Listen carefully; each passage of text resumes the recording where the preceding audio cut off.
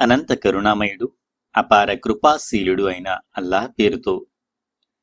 దైవ ప్రవక్త మహనీయులు ముహమ్మద్ సల్లెల్లాహు అలైహి వసల్లం ఇలా సెలవిస్తూ ఉండగా తాను విన్నానని హజరత్ ఉమర్ బిన్ ఖత్తాబ్ రజియల్లాహు తాలాను చెప్పారు.